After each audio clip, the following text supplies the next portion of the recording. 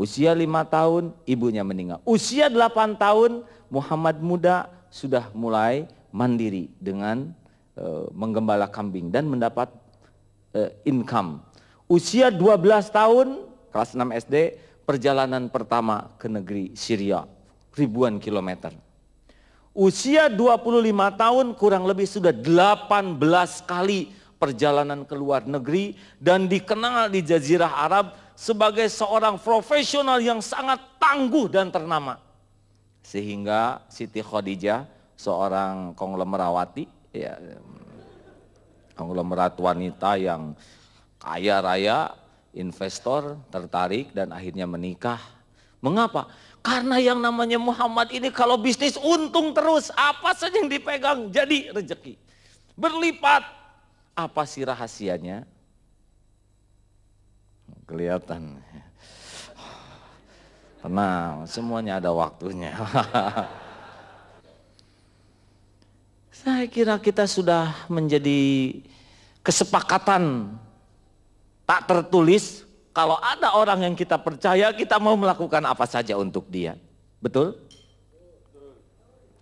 Kalau ada yang bertanya, kenapa kok anak-anak saya tidak nurut kepada saya? Bapak kurang kredibel di hadapan anak, karena anak tahu modal bapaknya.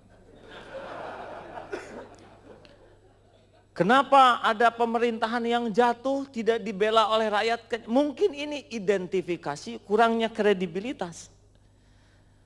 Jadi tidak usah aneh, kenapa orang tidak mau ngasih pinjam ke kita, ada curiga.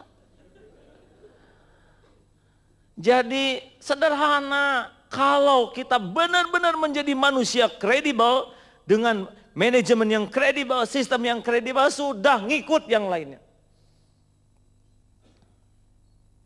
Satu, ternyata faktor pertama kredibilitas hanya akan diberikan, komitmen hanya diberikan kepada orang yang terbukti dan teruji kejujurannya. Katanya di Indonesia ini, kata seseorang, yang sholat banyak, yang saum banyak, yang haji banyak, yang jarang tuh yang jujur. Saya pernah mendengar selentingan katanya, kalau suap menyuap di mana tuh? Di sebuah negara tetangga di kolong meja, ada negara sebelahnya itu di atas meja, kalau di Indonesia di bawah dengan mejanya, itu aja bedanya. Bayangkan negara sekaya ini bisa bangkrut, kan tidak masuk di akal. Saya kalau sedang mikir ini apa saja yang dikerjakan orang-orang sampai bangkrut begini. Ketika diundang di Lemhanas, ini maaf ya, saya mah nggak ikutan. Inilah tempat di sini para menteri, para pejabat tinggi negara, para jenderal sekolah. Oh iya, kalau gitu di sini ngajarin apa saja ya? Pertanyaan yang wajar bagi orang yang lugu, betul tidak? Sudah, tidak boleh menghina orang lain, dah sudah barusan. Ibu bapak yang budiman, kita memang enak tertawa, sebetulnya yang paling layak ditertawakan diri kita sendiri. Perkara menertawakan orang lain itu mudah Pak, tapi tidak banyak orang yang berani menertawakan dirinya sendiri. Sekarang kita berpuas-puas tertawa untuk menertawakan diri saja. Kita melaknat itu tidak jujur, tapi pernahkah kita bertanya, kamu jujur tidak?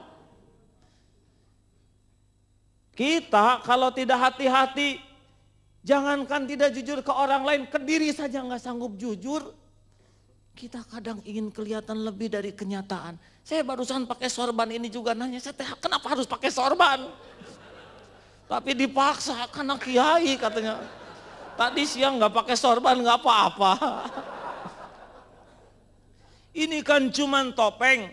Kalau orang yang tidak jujur kepada dirinya sendiri, dia akan menikmati topeng. Dia tidak pernah berani menilai dirinya sendiri. Dia merasa bangga dengan mobilnya, mobil mahal. Tapi dirinya murahan. Tidak salah punya mobil bagus, tapi apa artinya mobilnya bagus, dirinya jelek?